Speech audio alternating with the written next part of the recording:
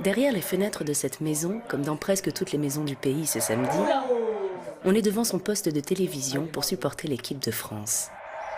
Oh là là! Les Bleus commencent leur Coupe du Monde organisée en Russie. Ils affrontent l'Australie et tout le monde rêve de vivre à nouveau l'exploit d'il y a 20 ans. Oh là là là là là! Voilà. 1998, l'année où la légendaire équipe de Didier Deschamps, Fabien Barthez et Zinedine Zidane ont élevé la France au rang de championne du monde. Et comme chaque Français, Mélissa se rappelle ce qu'elle faisait le soir du sacre. J'étais en train de pleurer dans ma chambre parce que ma grand-mère voulait pas que je sorte fêter le titre. Alors qu'on avait gagné la Coupe du Monde, quoi. Oh, oh, oh, penalty. Penalty. Oh non, il siffle pas. C'est une blague. Mélissa Plaza, bientôt 30 ans, est un peu plus qu'une supportrice des Bleus derrière sa télévision. Yes, c'est propre ça.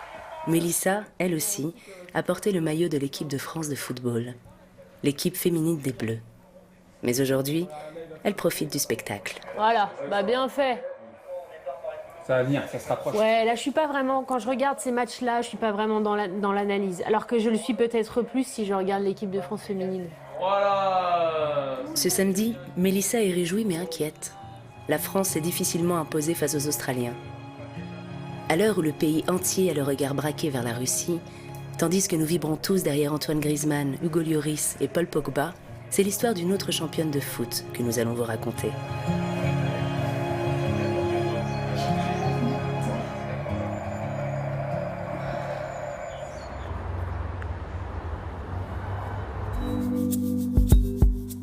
Dès toute petite, dès que j'ai su marcher, je prenais le ballon au pied et jamais à la main.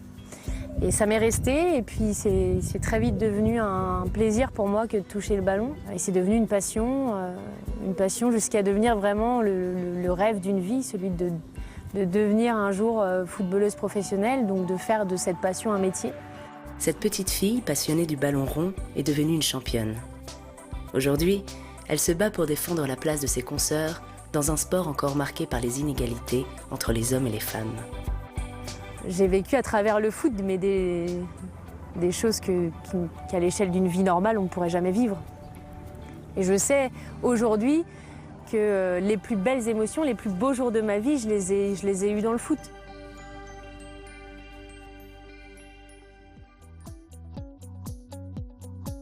La carrière de Mélissa Plaza ferait pâlir d'envie n'importe quel footballeur professionnel. Elle commence en première division en 2003 au club de La Roche-sur-Yon, à seulement 15 ans. Ses qualités techniques et son mental d'acier la distinguent rapidement du reste des joueuses. 5 ans plus tard, elle est sélectionnée en équipe de France. À la Coupe du Monde des moins de 20 ans au Chili, en 2008, elle accompagne les Bleus jusqu'en demi-finale. En 2013, la milieu de terrain rejoint le très prestigieux Olympique Lyonnais, le club féminin le plus titré d'Europe.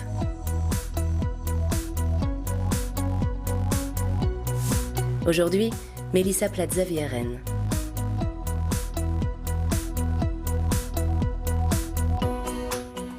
Je vous ai ramené la boîte de Pandore. Et dans cette boîte en plastique, elle conserve les plus importants souvenirs d'une carrière. Je pense que c'est le plus précieux trésor que j'ai. La première sélection d'équipe de France avec les moins de 20 ans. C'était pour la Coupe du Monde au Chili. Et c'était la première fois, la toute première fois, que les filles avaient le droit d'avoir le nom dans le dos. Avant, elles n'avaient que le numéro.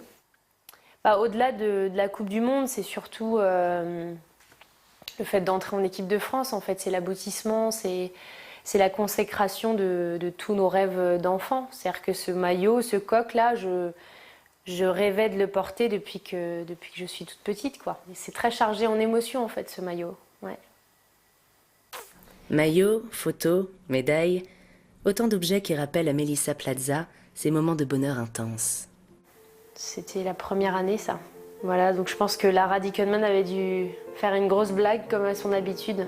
Pour que tout le monde se marre comme ça doit être grâce à Lara. Mais aussi des moments plus difficiles. Depuis 2 ans, Mélissa a dû raccrocher les crampons après plusieurs blessures. La malédiction classique des sportifs de haut niveau. Mais la jeune femme n'est pas n'importe quelle championne. Depuis quelques années, aux côtés de sa carrière, elle entame un parcours universitaire. Quand j'y repense aujourd'hui, quand je repense à tout ce que j'ai fait, je me dis que j'étais complètement dingue. Voilà, donc se lever avant l'entraînement pour bosser, bosser entre les entraînements, après les entraînements. Dans un club comme l'OL, c'était presque inconsidéré que de faire ça, ouais. Le grimoire, ouais, il est là, bien rangé.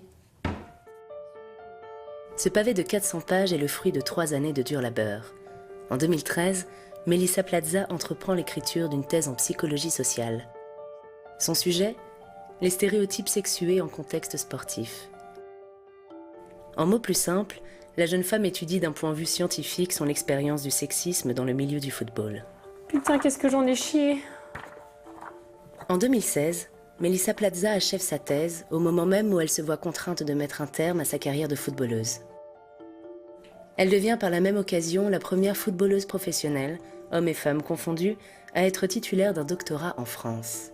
Un profil atypique qui lui permet de commencer sa nouvelle carrière, celle de coach, de conférencière, une carrière de militante féministe.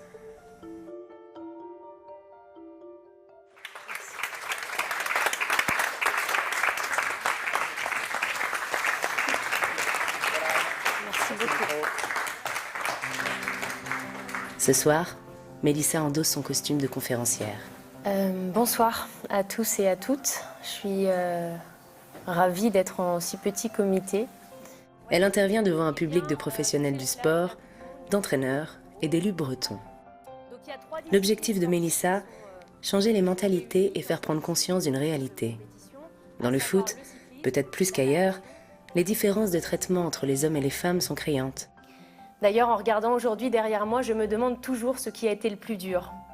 Le chiffre peut sembler caricatural, mais Neymar, le joueur star du Paris Saint-Germain, gagne par exemple environ 5000 fois le salaire de ses collègues féminines de l'équipe de division 1 de Guingamp.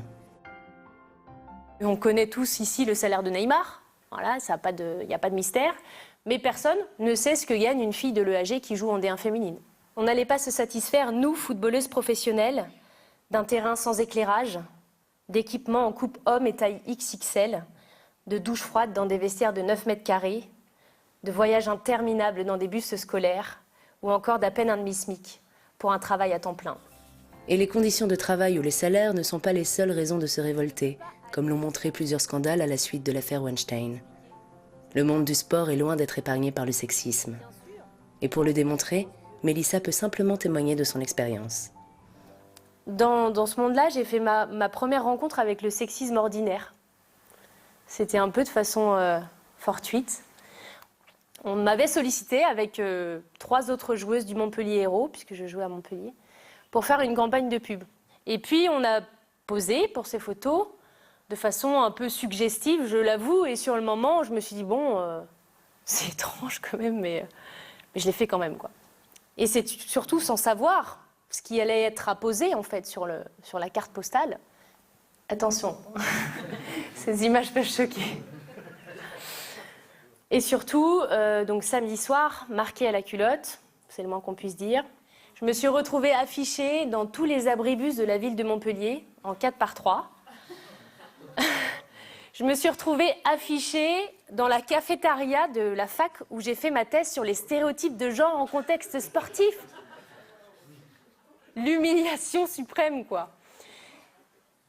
Et le pire dans tout ça, en fait, je dois dire que cette campagne de pub, si vous regardez bien, elle était destinée à aller voir les garçons à la Mosson. Dans la salle, cette anecdote fait réagir l'Assemblée. Face à cette évidence, les hommes sont sensibilisés et les femmes prennent fait et cause pour le combat de Melissa Plaza. Des femmes qui ont parfois le rôle de décision dans l'administration. C'est le cas de Dominique Concille, la sous-préfète de Dinan. Ravie de vous rencontrer. Et ben moi aussi. C'était vraiment très très bien. Moi je suis heureuse de voir que vous êtes extrêmement disponible et... Ce métier de conférencière, c'est la nouvelle activité principale de Melissa Plaza, le fruit de sa reconversion. C'est plus qu'un métier, c'est plus qu'aller juste donner des conférences et de ramener du chiffre d'affaires. c'est aller donner des conférences pour passer des messages, pour donner aux gens l'envie, l'exemple ou l'inspiration pour faire avancer les choses. Si ça peut donner un message d'espoir aussi à ceux qui partent de rien et leur dire que c'est possible, mais tant mieux, tant mieux. Mélissa a donc vécu l'existence exceptionnelle de championne et simultanément, la jeune femme a été victime du sexisme le plus banal. Un paradoxe qui fait de son histoire un récit exemplaire. Un récit auquel elle veut donner le plus large écho possible.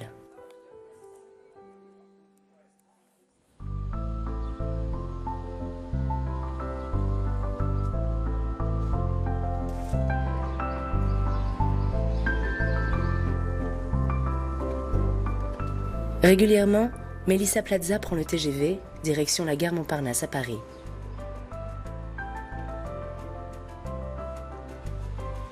C'est jour parisien cette semaine, c'est un peu plus rythmé encore. Je soigne mon agoraphobie comme ça. Elle a rendez-vous avec Cécile Dupire, une auteure qui doit l'aider à faire de son histoire personnelle un livre capable de toucher un large public. Salut Cécile. Ça va? Ouais, et toi? Ouais, super. Un projet littéraire qui fait presque office de thérapie pour la championne. Avant même d'être confrontée au difficile milieu du sport de haut niveau, Mélissa a grandi dans une famille violente. Sa petite sœur est même placée en famille d'accueil par les services sociaux. Mélissa, elle, profite de son don pour le football pour s'éloigner de sa famille. Je suis née dans une famille un peu compliquée et que le football a été le moyen de me sortir de ce climat familial un peu toxique. J'ai eu des familles d'accueil, j'ai eu des coachs. Et puis ils ont vu aussi au-delà de l'image que je donnais à voir à l'époque, parce que j'étais une gamine extrêmement écorchée vive, quoi. J'étais impulsive, je ne savais pas communiquer autrement qu'en tapant du poing sur la table ou en hurlant. Donc c'est vrai que ça peut être un peu flippant au départ, mais ils ont su voir au-delà de ça et ils ont compris que il y avait des petits soucis, je pense, dans la famille. Donc ils ont été extrêmement bienveillants et ils m'ont tendu la main pour m'aider, parce qu'ils avaient aussi vu que j'avais envie de m'en sortir. Mais moi, je sais que cet incident-là, ça m'a marqué et ça, pendant des mois après, je mangeais plus, quoi. Tu mangeais plus, tu courais toujours autant, tu travaillais toujours autant. Ouais. C'était mortel. Tu étais totalement épuisée. Ouais. Très tôt, le football est devenu un échappatoire pour Mélissa. Se surpasser sur le terrain constituait dès lors le chemin d'une résilience, un chemin que la jeune femme veut proposer comme modèle. Sans le football, je ne serais pas devenue ce que je suis aujourd'hui. Ça a été une vraie école de vie, en fait. On dit souvent que le sport est école de vie, et c'est vrai, ça a été ça. J'ai appris vraiment les codes sociaux, j'ai appris à me comporter en société. Donc ça, je me souviens bien, c'est assez marquant, et la réaction d'Adé ou d'Hélène, j'en ai gardé des souvenirs, quoi.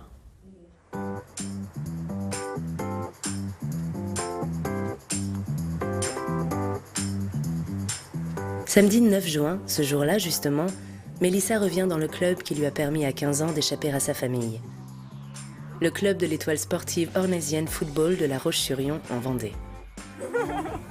Salut. Ça va? Oui, et toi? Ouais, ça roule. Salut. Aujourd'hui, le club célèbre ses 80 ans d'existence et les 40 ans de la section féminine. Je me souviendrai toujours de cette demi-finale contre Lyon qu'on avait remportée. Un vrai hold-up, ouais, un vrai hold-up. Mais c'est peut-être un des plus beaux souvenirs d'ailleurs. Mélissa est un peu la fille prodigue du club, la seule à avoir fait carrière à très haut niveau.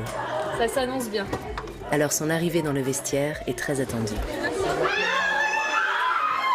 Je veux pas vous voir dépasser le milieu de terrain, c'est pas possible. Alors moi, à mon époque, il y avait un libéro ici, il y avait un capitaine. Ça, je suis pas d'accord. Mais notre numéro 10, là, elle est où notre numéro 10? Toi, tu vas jouer là. Si on joue à 12, c'est une blessée. Allez, le ridicule, tu pas. Les anciennes joueuses venues pour l'occasion vont affronter l'équipe actuelle. Mélissa en profite pour revivre cette période heureuse de sa vie. Là, on est sur le terrain de mes débuts, quoi. Revisité parce que avant c'était pas synthétique, c'était un herbe. Mais c'est là où tout a commencé. Adolescente à La Roche-sur-Yon, Mélissa a pu vivre sa passion. Elle y a aussi trouvé un équilibre affectif qui, jusque-là, lui avait fait défaut. Une de mes premières coachs, Malika. C'était un peu ma deuxième maman à l'époque. Ah, c'était venu jeune. Ouais. Voilà. Jeune, avec plein d'envie. Voilà, c'est ce qui a fait sa force. Sur le terrain, puis maintenant dehors, je pense encore. Quand t'avais quelque chose assez weva, donc... T'as toujours gardé ça? Je pense, ouais. Je pense qu'on va bien rigoler, hein, parce que, à mon avis, on est très loin du niveau auquel on était quand on s'est quitté. C'est un euphémisme. On est au taquet là, on est accéléré. Vous avez fait votre compo de départ, j'ai vu. Ah bah si.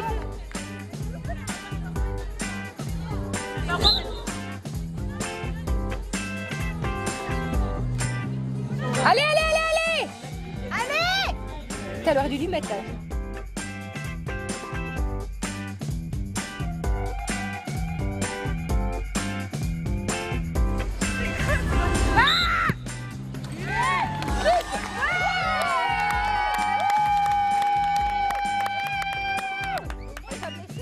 Les nouvelles joueuses ont tout naturellement battu l'équipe vétéran. Mais l'esprit qui a uni ces femmes demeure. Et cet esprit, cette énergie des joueuses de foot, Mélissa le confronte même, sur le terrain, aux hommes.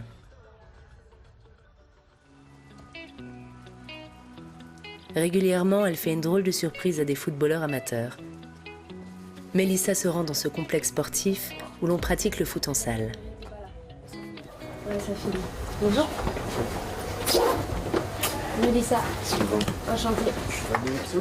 Les équipes qui doivent s'y affronter se sont inscrites sur Internet. Derrière l'anonymat et les pseudos virtuels, personne n'a pu imaginer qu'une femme s'était glissée parmi les joueurs. Alors au moment de se rencontrer, il y a comme une gêne dans l'attitude des garçons.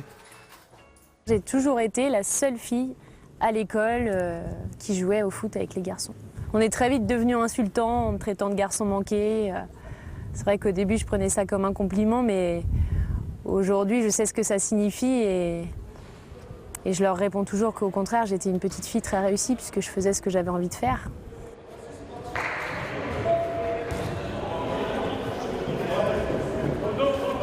Vous voulez qu'on joue un jeu? Ça s'appelle Où sont les femmes? Et puis Où est Charlie, c'est Où sont les femmes? Donc là, 0. Là, 0.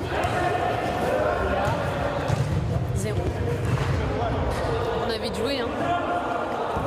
Bah, il y en a une maintenant. Ouais, toujours. Je suis toujours la seule.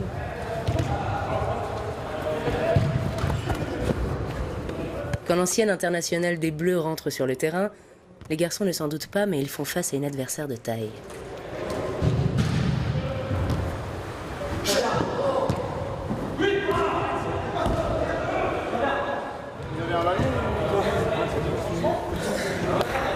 La championne. C'est horrible là. Et Mélissa ne prouve pas seulement aux footballeurs amateurs que les femmes ont une place dans ce sport. Elle prouve aussi que la France sait se mettre au premier rang des pays qui défendent le football féminin. Dinan, dans les Côtes-d'Armor. Tandis qu'à plus de 3000 km, la FIFA organise la Coupe du Monde de football, version masculine, la Bretagne accueillera au mois d'août une autre compétition de la Fédération internationale, la Coupe du Monde féminine des moins de 20 ans. Alors, à quelques semaines du début des épreuves, les élus de la région mettent tout en œuvre pour donner de l'écho à un événement qui, pour l'instant, reste assez confidentiel. Ça va être au mois d'août, donc c'est vrai que ça peut être un petit peu plus compliqué de mobiliser. Aujourd'hui, Arnaud Lécuyer, le président de l'agglomération de Dinan, a donc rassemblé des jeunes lycéens du territoire pour une journée consacrée à cette Coupe du Monde. On l'a appelé, nous, cet événement, sport, égalité, mixité. Il y a quand même quelque chose, il y a une résonance avec notre devise républicaine. Donc c'est vrai que nous, ça nous semblait très important.